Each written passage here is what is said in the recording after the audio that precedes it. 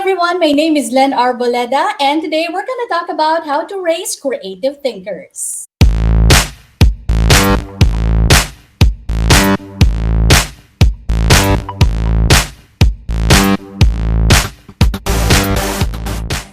Welcome to another episode of Start with Five. I hope that we have a lot of parents and teachers tuned in today because you're going to find this topic super helpful. We will be discussing how to raise children to be creative thinkers. Now, there are a million ways to do this, but let's start with five.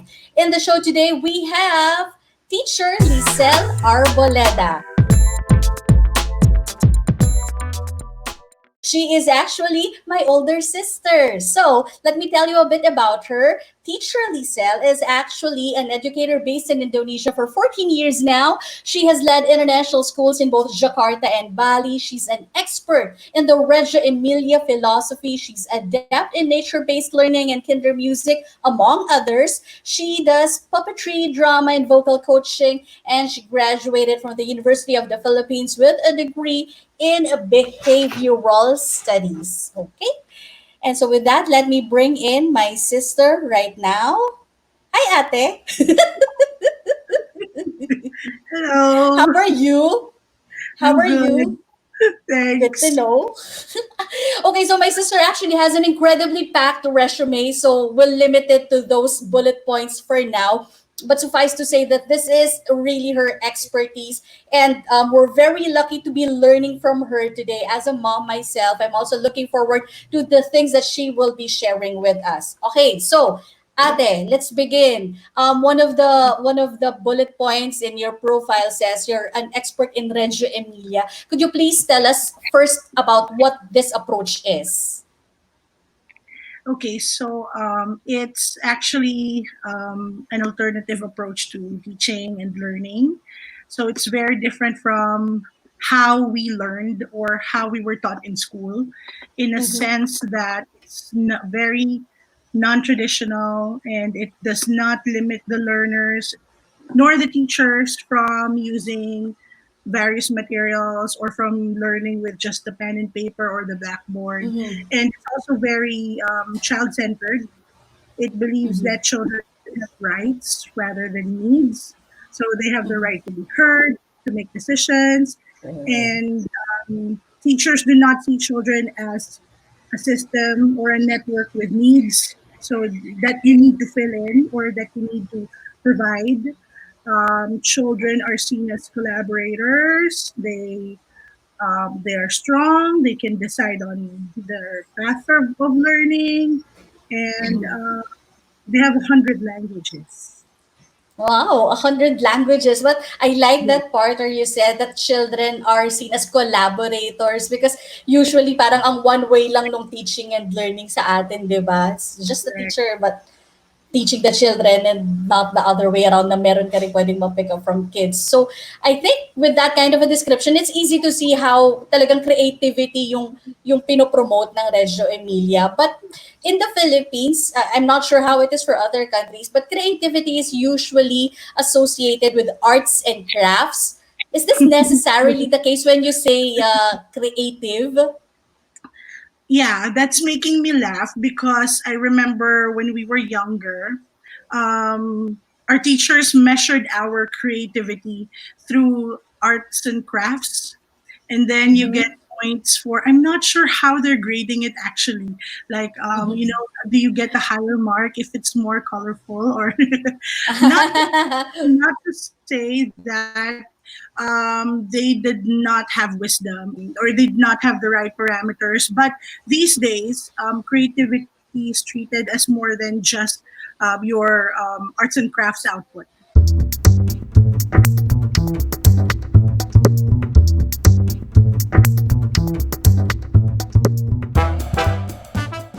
And it applies not just in arts and crafts or in your art Mm-hmm. subject. It's also applied, or it can be seen, or it has something to do with industries, different industries, in business, even in play, of course.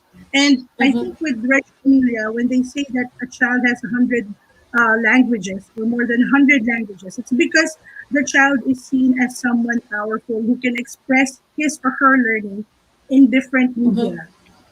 So it's Mm-hmm. not just Mm-hmm. your painting, or it's not just your Yeah. sculpture, and it's not even just your output. Mm-hmm. Creativity is Oh. in your process. Creativity is in your thinking, Mm-hmm. in the way you handle the problem, or it's not just in Mm-hmm. the product or in the output. How important is it that we raise creative thinkers? I mean, for us to not suppress it, to help them develop that capability. We're not supposed to just raise children to have good academic abilities. I mean, we're now that we're adults, we realize that most of the stuff that we learned in school when we were younger, we barely even used, right? So, like, Yes. I'm not shy in admitting that I had to repeat college algebra 2 times. Oh no, 3 times. Three And times, excuse I me. passed on the third time. But my point is that is not something that I use in my work all the time. Yeah. I do teach some form of algebra in kindergarten and preschool, but that's not everything that makes up my adult life. I don't use it all Yeah. the time. I'm not saying that it's not necessary. It is, but most of the things that I've had to apply since I got older was mostly your creative thinking, problem solving Mm-hmm. ability. So these are the things that are more important than your academic goals. So that's one. Second, there are a lot of educators these days are saying that the future of our children now is going to be a project based world. So menial tasks, the things that you used to go to college for, they are Mm-hmm. the repetitive tasks that we have right now. They are not going to be done by humans in the future. Mm-hmm. Yeah. Mm-hmm. Actually, it's already started. Humans in the future, I think so. So our children now need to be outside of the box thinkers. They need to Mm-hmm. have 21st century skills. So these are the things that they will need in their well, how do I say that, in their adult life.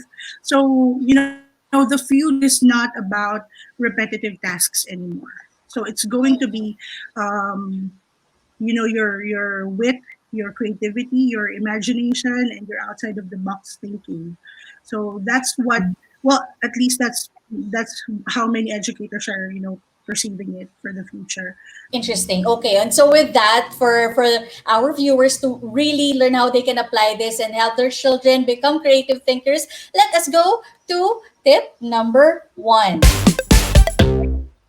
Use and provide open-ended materials. Okay. Would you please tell us more about that? Yeah, there are 100 ways or 1,000 ways to do this, but I like that we're starting with five because it's achievable. And Exactly. It's not overwhelming. yeah, so number one, open-ended part. So in Reggio Emilia, or in social constructivist thinking approach to education, we have these things in our classrooms that we call loose parts. So Mm-hmm. loose parts, it can be natural, natural loose parts like rocks or pebbles or leaves, pine Mm-hmm. cones. Yes, Para yung acorns, pine cones. flowers. Yeah, oh, pine cones. And then there are loose parts from construction. So construction leftovers like planks of wood or Mm-hmm. nuts and bolts like screws. And then Mm-hmm. um, sometimes if you have older children, we even include nails, recyclable materials like plastic bottles, bottle caps, or plastic containers. So nothing gets thrown out. And then we save them, and then we prepare them in a way that we think will help children's process. Basically, open ended materials are materials that do not dictate to a child how they should be handled. Uh-huh. Versus So, toys, plastic toys that children press, and then out comes a I don't know, a clown, and then they press that button, and then they have to press another button. So that's clearly something that they already know the expectations, and that's the only thing you can do with that toy. So Mm-hmm. after a while, when the child gets tired of it, they will just throw it away. That's the only thing you can do with them, and they don't really stimulate the child's intelligence, or there's nothing else to do with this toy. Pack tree, press it down, pack tree, and then after that, I'll throw it away. I don't know, because I already know how to press. So there's Uh-huh. nothing else to do with it, Ah, okay. right? So, but if I put, let's say, that's why block centers are popular in preschools, because Mm-hmm. the children have what is the freedom to be creative and imagine blocks, and they can Mm-hmm. build it however they want it to be. Like, it will not look like anything to you, but if you ask them what they're building, they will tell you it's a rocket ship, or it's a Mm-hmm. jetty. So I got stuff like that in my class, and they'll tell you it's a dinosaur. So So it's important for us to remember na just because it doesn't make sense to you, it's something that you should be disregarding already correct, because it means something to the kid, to the child. correct. Mm. Ah, Which is okay. I got number that. two. Number two is, oh, that's right, tolerate ambiguity. Okay, more about that, please. So yeah, like what you said, sometimes it does not make sense to us, right? And Mm-hmm. to be honest, it does not need to make sense to us. So child play, it's the child's process, it's the child's work, and Mm-hmm. if we are included in the play, then we will be privy to the process, to the secret, to the magic that's happening, right? But if we're not Mm-hmm. part of the whole process, then of course it won't make sense to us. That's why Mm-hmm. I always encourage parents to play with your child. When they are Mm-hmm. working, to you it looks like they're just making a mess, and they're trying to paint or something, or maybe Uh-huh. they're just playing. That's serious work for children. Playing, Oh. and yeah, again, it does not need to make sense to you, and sometimes it does not even need to make sense at all. At all? So Really? Kumbaga, hindi kailangan na meron kang target na kailangan when meron siyang, the child is trying to put something together, hindi kailangan meron siyang end goal for it? sometimes there is, sometimes there's not, because there's the thing we call process art. So Mhm, sometimes it's not the output. Sometimes it's the skill, or it's the learning. Sometimes you see a child making scribbles. So sometimes uh-huh. the goal is not to really create a masterpiece, like do a Ah, portrait of something. Sometimes it's the scribbling that he needs to master. motor Sometimes skills ba yun? Anong ganun? see that, yes. It helps to be there with your child, or to work with your child, because it gives you an insight on their developmental level as well. So many of these skills, many of these processes that they go through, or they do when they're engaged in something creative or just play, many of them are developing milestones. So developmental Mhm, milestones, and when you're working with them, you see which level they are at. Another tip maybe, when you're working with your child, especially when they're scribbling or trying to draw or write, don't try to convince them that this is the best way to draw something. So, ah, okay. right? Sometimes when we're working with a child and they have their own paper, I think one of the most common mistakes of adults is um, they try to draw on the child's paper. Unless you're being invited by the child to draw on the same paper, it's best if you have your own paper. Ah, okay. So we have to respect their space, kumbaga. Respect their canvas, right? Let's respect their workspace. So have your own workspace. And then if the child says, let's draw flowers, and then sometimes the flowers that he will draw will not make sense, or will not look like a flower, that's Mm-hmm. fine. So draw your own flower. If you think a flower looks like this, then draw your own flower, and then compare, you know? Mm-hmm. And then if you really Okay. can't understand what the child is drawing, don't ask, what did you draw? Don't ask. Judgy. So just ask, tell me about what you drew here. And if the child says, it's a flower, wow, of course, acknowledge that it's a flower because that's how a flower looked like to him.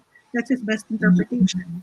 But it's not going to stay that way. It's going to develop also later on. But you need to let it develop. On its own time. Okay, all right. And with that, we proceed with number three, encourage experimentation. There are stages to this. So they won't always, some children get it right away, the first try, but Mm-hmm. others won't. And there's a big chance that others will not get it right the first time. And then Mm-hmm. there are also children who like the process, who want to keep repeating it over and over, and even keep repeating the same mistakes over and over. Sometimes it's not because they like making mistakes, but sometimes it's fun. So you have to Ah, also okay. remember when it's fun, they will they will be more engaged in it. They will be more motivated. Sometimes adults look at it like it's black and white. So if you're not doing it my way, then you're wrong. It's not about letting them know what's right away. Let them figure it out on their own. Ask more Ah, questions. okay. Ask more questions and then lead them to the process. Ask them how they're going to find out. Last semester, my students had a project on cars. So we were talking Mm-hmm. about cars, and then somehow the discussion went into the car plate numbers. So someone asked, "What's that? What is that plate in the front with all those numbers and letters?" So, oh, that's a car plate, one child said. So, where do you get that? Why do cars have that? So, first, why do cars have that? So Uh-huh. one boy said, because there are many different types of cars, and sometimes your car is the same as my car. So we need the car plates so that we can tell which one is your car and which one's my car. So that's one theory, right? That's one answer, but it's not the only answer. And then second, Pero that's the already a complicated answer, ano? correct. Tutuusin. So It's not as it's simple already as decoration lang. correct. And then there's another question. Where do these car plates come from? So one Mm-hmm. child said, I think it's from a car supermarket. So you can buy that and then put it on your car. Okay.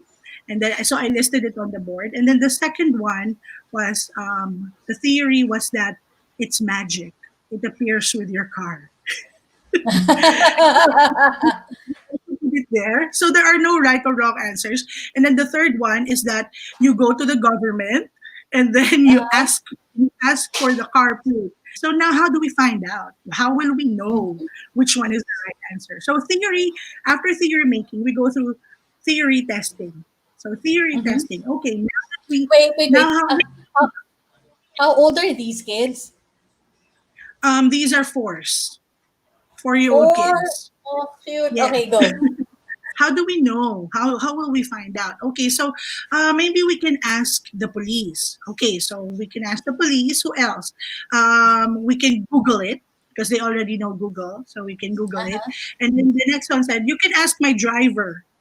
So Mm-hmm. we put the driver, we put Mr. Madi. So we had three ways to test our theories. And then we rank them. We rank them. Which one is the easiest for us to do?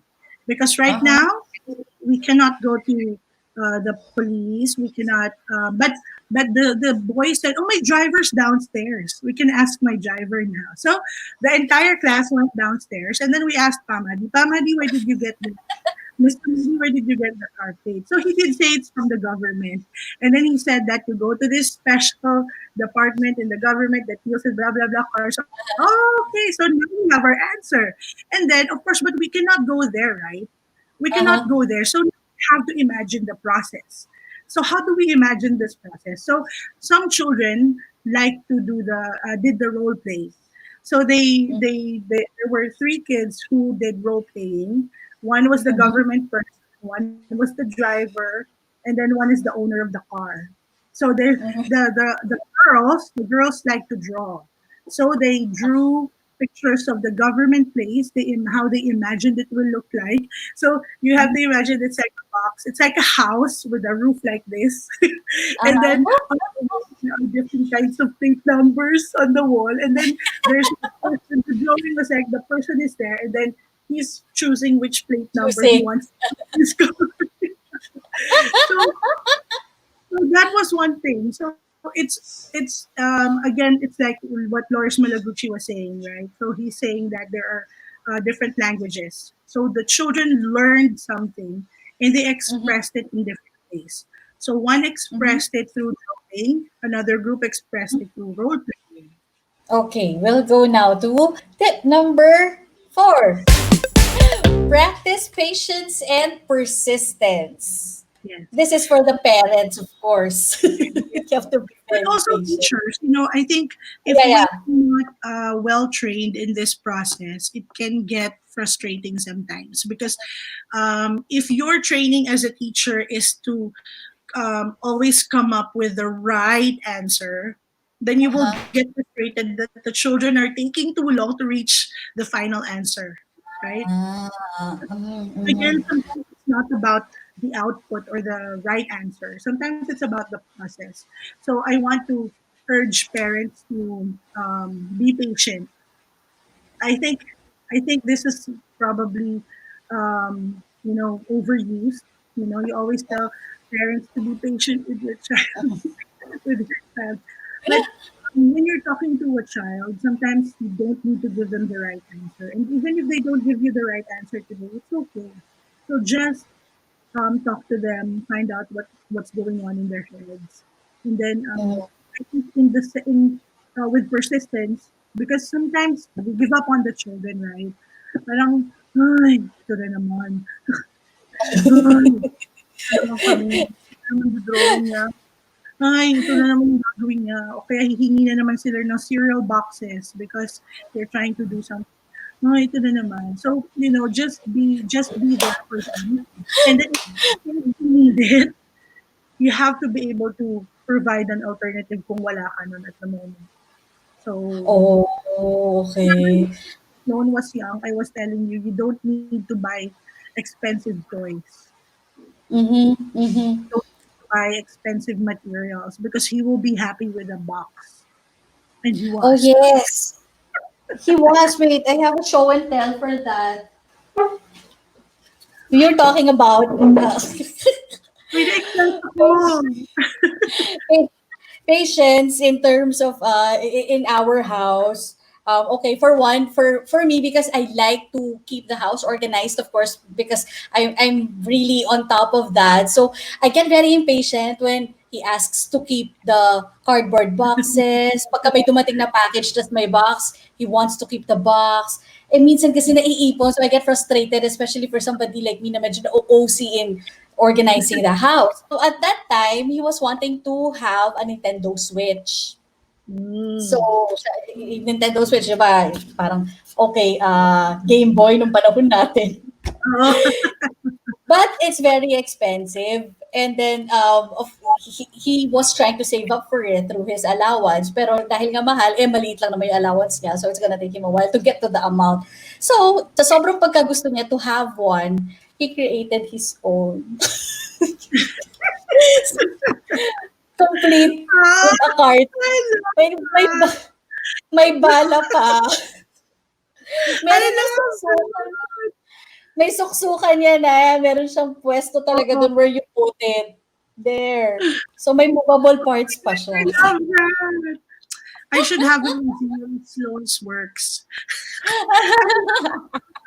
Yes, that is so Complete with nice. the yeah, may drawing pa siya and he has another version na meron tong parang nakakabit na parts dito sa gilid but I lost it eh. Siguro sa pagka-impatient ko din. What about But okay. Well noted. Ano no? how about a lesson on persistence? Anything from Sloan Pers- ano ba ang where you've persistence in had terms of ano?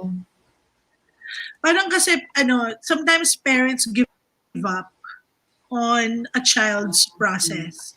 So it's not just being patient, that because they come to you all the time with the same thing, but yung being with them also, being with them throughout the process, and then not letting go of the interest, even if it's the same thing day after day after day after day. So you have to keep with them, keep answering their questions, or keep asking them questions so that they you go you it's like parang tinawid mo siya dun sa process. You go through it with Ah, them.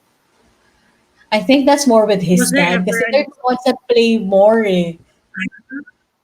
So he Oo would nga. probably have more stories, which is now making me feel guilty.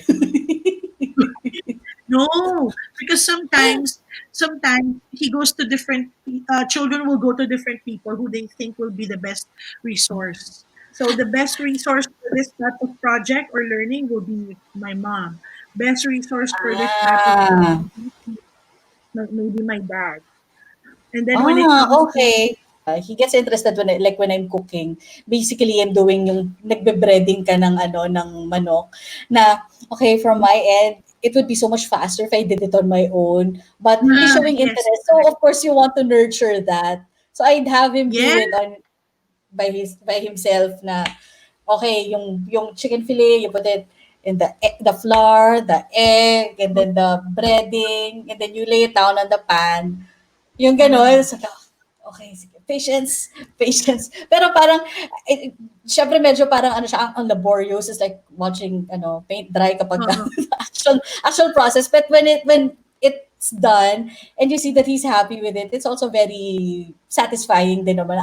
Good Mm. thing I included him and gave him that experience. I would think that this is the part that would be very challenging for parents kasi especially like if you've had a long day and then you need to extend your patience. I guess we just have to remember na, at the end of the day, it's really gonna be worth it if ganun yung magiging balik sa ano ng anak Right. mo, thinking creatively and processing things. And apart from that, syempre, spending time with you also.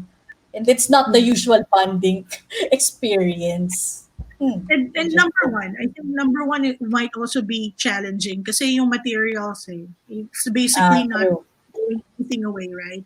But for teachers, it would be number two, tolerating ambiguity because we're Mhm. trained to provide the answers. We're from college, you need to be the source of all knowledge. Sometimes Mhm. parents also expect the same things from teachers. When you walk into a classroom, your students and the parents will think that you have all the answers. But in an open-ended classroom, even if I know the answer, I'm not gonna tell my students what the answer Mhm. is unless it's a math Mhm. problem. It's really 1 plus 1 equals 2 ganyan. Yon, sasabihin ko, tutulungan ko siya to get there. But if it's a project or it's a creative process, I'm not gonna tell my students what the outcome is going to be.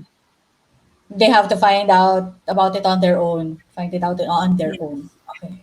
All But right. yes, I Okay. think three Yeah. and four will be challenging for parents.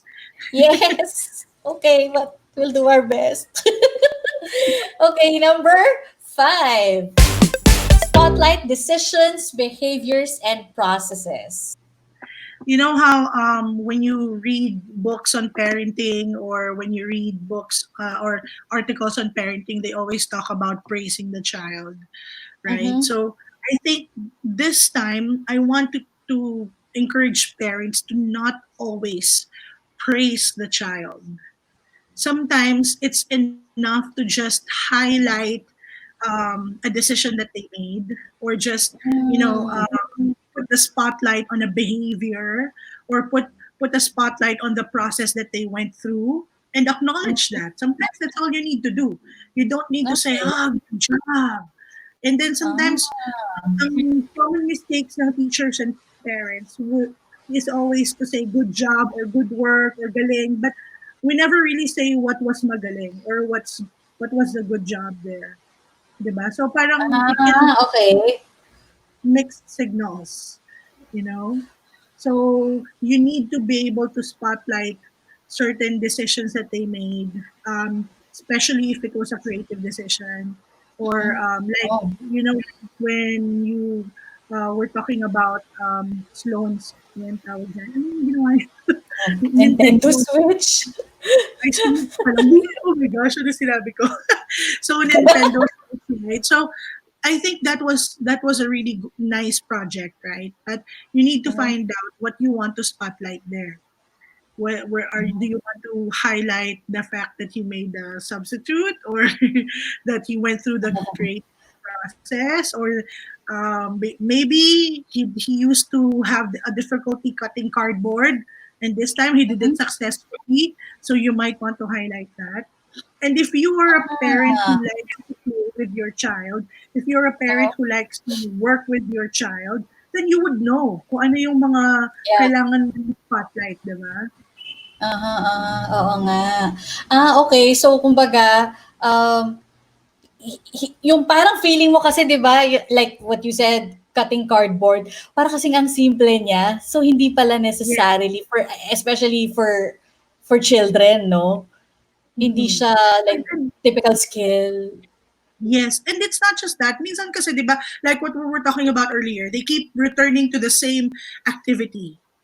Kasi meron Mm. siyang wino-workout. It's sometimes, it's not even, let's say, they want to draw, they keep drawing circles. Yung parang Mm. paikot-ikot na spirals na gano'n. And you're thinking, maybe gumagawa siya ng circle. Circle na yun na. Uh-huh. Pero it's Um, probably not that. It's probably the tripod grip, or it's probably the palmar grasp. So, ah, it's repetitive. And if you're with your child and you notice things like, okay, ginaganito niya, binabago niya, tapos gano'n niya ulit, oo. it's the grip. It's not the circle. Okay. So, like you were saying, yung process nga, hindi yung Yes, and or the skill output. of coding. Yes, correct. And if you know your child well, if you work with your child all the time, then you will know which one to say, oh, good job to, or ay, ang galing na nito. I like how you're holding that right now. Or I like how I like how you connected this line to this line and made a circle. I like how you were making your petals for your flowers today. Because maybe the child kept doing flowers, but every day it looks different. Oh, this is a Mm, different looking flower. Maybe he was aiming for that. Maybe he really wanted to make different types of flowers. mhm. In terms of behaviors, like, purihin mo din sila, like, if they were patient about it, gano'n ba Yes, yun? yes. If they were patient about it, because they kept trying, or maybe sometimes the children don't also parang notice it, but they kept doing the same thing over and over, and then maybe malapit na sila dun sa frustration na ano na yung frustration nila, and then you said na, I like that you keep trying this because, and you're not giving up. Those are things. Those are nibbles that they will nuggets of wisdom pala that they can take to their adulthood, diba? And these Oo are nga. moments that are teachable moments for you and your child. Yeah. Okay, so that is number 5. We now go, after discussing all those tips, could you share with us some stories inside the classroom where you were really able to apply these tips, just so we have a more practical examples? I want to share with you a project that we did. One of the last ones I did when I was in Bali. So there was one day when, because the children, they go out to the garden all the time, and then depending on the season, meron kasing frog season sa Bali. So there was, I think, one whole month na at night maingay yung mga frogs, ganyan, halos araw-araw maingay sila. So mating season na yun. So ngayon, one Oh. day, we went out into the garden. We have like a man-made stream doon. Mhm. So there's like a fish pond, tapos may stream siya na dumadaan under a bridge. Tapos the children found these. Nag-float siya sa water. So para siyang icky, slimy substance. So para siyang straw. Mahabang-mahaba yan actually. Tapos inside, itong parang mga black pepper. Mhm. Mukhang Tapos, pepper. yeah, it's frog spawn. So, merong, Oh, okay. yeah, so first time ko ring makakita niyan. And then, hindi sila natakot. They scooped it lang sa palm silang ganyan. Tapos, and Uh-huh. then, yeah. So at first, I was just of course, I didn't want to show them na, ew. But that was really my reaction. Deep inside, I was like, don't touch it. But of course, but I did remind them to be gentle with it because, yeah, we were not sure if they were already eggs or what. So, yeah, and then we let it go. We left it in the pond, and then they went back to the classroom, and then we had to research what it was. And then the next day, meron ng tadpoles. Sa Oh. Oo, sa ano namin sa stream. So, they Uh, wanted to they went around trying to find mga pots and pans, ganyan, cups. So, kinatch nila yung mga tadpoles. But I said that we have to where I asked them where is the best place for you to keep those tadpoles. Siyempre, mhm. many of them said back in the pond, but there were children who really wanted to observe what will happen to the tadpole. They do understand that tadpoles turn to frogs, but Mhm. they wanted to see it. So we brought back two tadpoles and then we kept it in a fish tank. So we had to research how to come up with the best living space for a tadpole.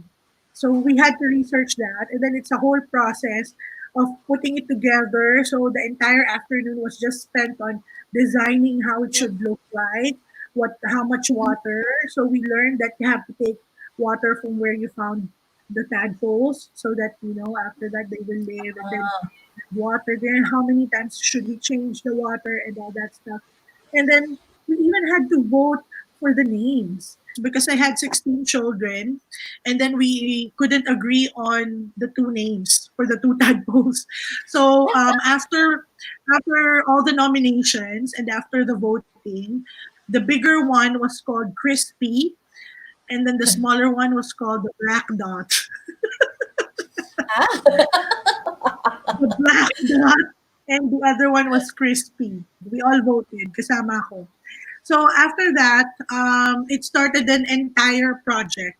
So we investigated the tadpoles, and then we came up with life cycles. So we researched about how they first develop, and then almost all the life cycles that we researched had a Mhm. wheel.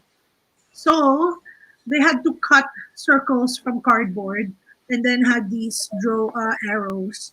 Tapos ito, they drew it on paper. So they found the egg and the tadpole. Tadpoles grow front legs, hind legs, loses the tail, becomes a small frog. Egg. And then, yeah, so drawing was one way we expressed our learning. Next was Mhm. this. This is clay. They love Clay. to work with natural clay. Yeah, so this is a tadpole in the making.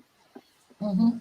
So, and then of course, it's not just tadpoles. We had to make frogs, right?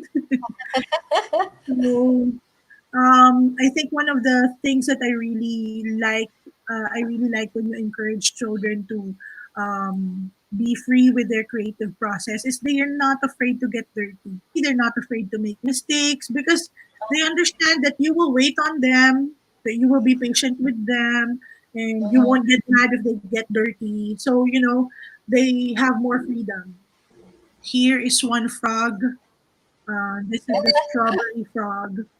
So of course we had to research different types of frogs, right?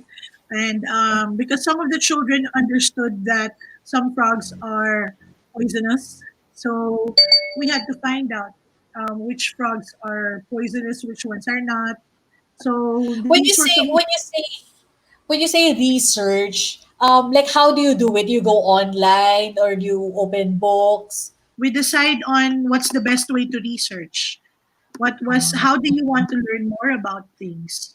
How do you want to learn more about the frog? Because we have books about frogs in the classroom, but sometimes they're not sufficient. So what do we do? Many of them say go on the internet, Google it. Yun yung mga sinasabi nila palagi. But I don't always encourage that. Or they say YouTube, they know those things. So sometimes I Uh-uh. want them to think of other ways. So we had one dad in the community. We had one dad who was into frogs. So he came in as like a resource person, and then of course we Okay. read books in the library. We got all the books about frogs in the library, and then Mhm. after that. even talk to the primary children, yung mga elementary kids, because Uh-huh. a year before they had a project about frogs. So they were also researching themselves there.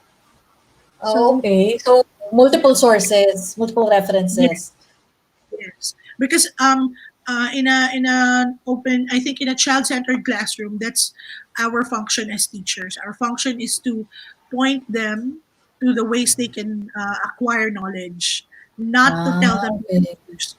Point them in Mm-hmm. the direction of how best they can learn about the topic they are investigating. And they know that the more colors you see on a frog, the more poisonous it is. And then Oh, I don't even know yes. that. Yeah, me too. Most of the time, I learn through this process also. And then you see, the more they learn about frogs, the more we talk about frogs, they become familiar with the body parts. I don't need to say, okay, come to school and today I will teach you about the different parts of the frog. No, I don't have to do that because when they research, they learn about these things. And then after that, we talk about it. All of us discuss, okay, what did we learn today?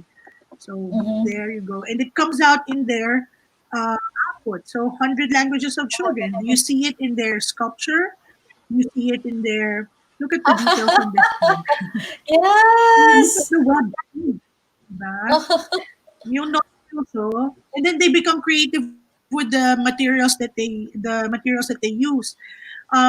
Kasi I put out, if you see here, I put out clay tools, but sometimes they don't limit themselves to that.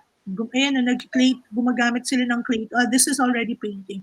But anyway, they use toothpicks to poke the holes sa nose. Yeah. Okay. So they use And it's also toothpicks. because those things are also available in the classroom. So parang baka pwede Yes, to. yes, Kumbaga, loose parts, correct. mm. Yeah. So there you go. Those are all the frogs. And then So because of the nice. process, they're not afraid to get dirty. But of course, we have stuff like aprons and all, right? But they're not afraid to get dirty. And then they're free to use loose parts like pebbles and wood chips, shells to incorporate if they ever want to use it to use it with their clay work. I have And a question then kasi syempre, it's easy if you're in the school and you really have those materials available yes, and then properly stored. But if it's in the house and you don't want to be parang syempre kailangan organized yung bahay and all, mhm. how can parents do that? Na should it be in boxes? Should they have a box of all these loose parts? If you want to be organized at home, I think you need to define a space where your child can work. You need to define a space in your, I don't know, living room or sa, you have to designate a room that can be an atelier or their art studio or their study room, and that's where you can put all of these things. And sometimes if you really want them to engage, then you put it in different plates, so different types of loose parts in one container so that they can just pull out whatever they need. Or you can ask your child to be a part of the to be a part of organizing the whole thing so that he has a better idea of where he wants to store things. And I feel that if you involve children in the process, they feel more responsible for it. They have ownership, Oo. and then you can ask them to, okay, make sure that you sit down with them, draw up a set of rules. Like Mhm, you cannot leave things messy.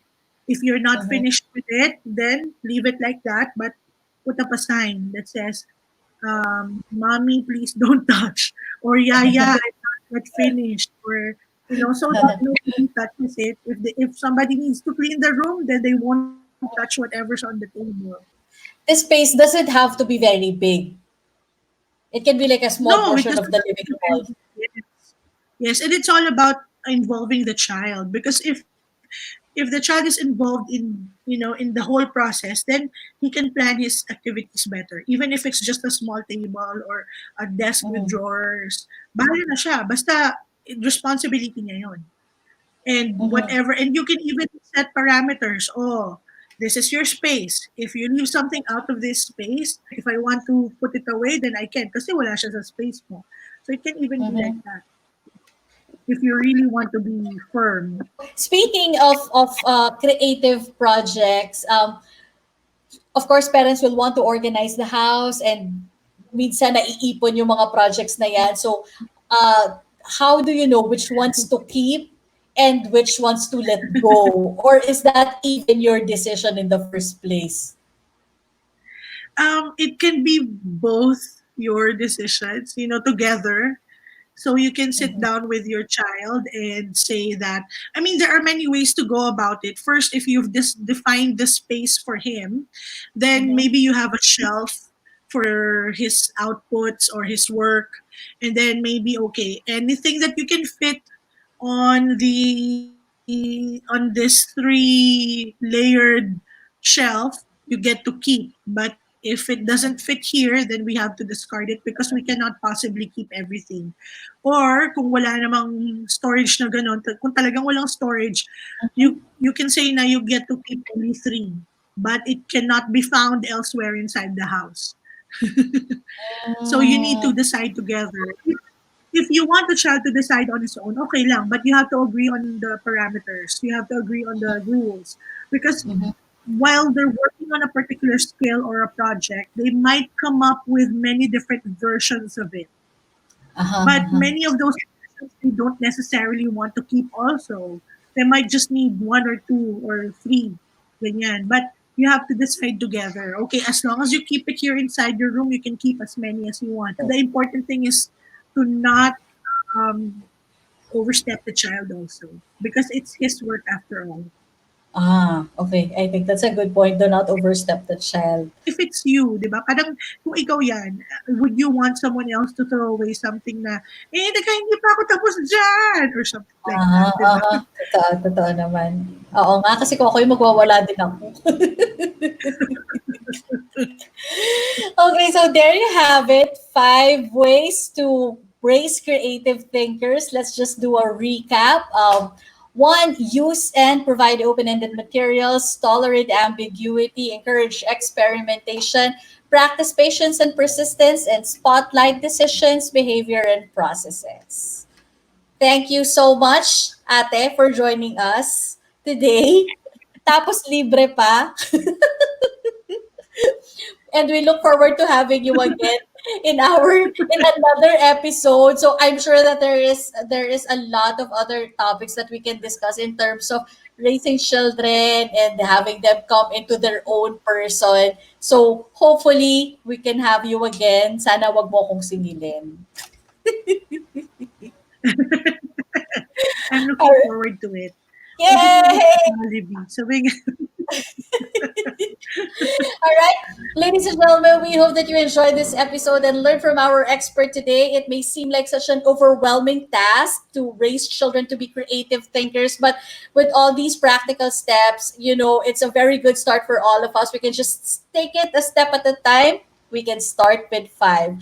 This has been Lycel Arboleda together with teacher Lycel. Thank you so much for joining us today, and until next time, bye everyone.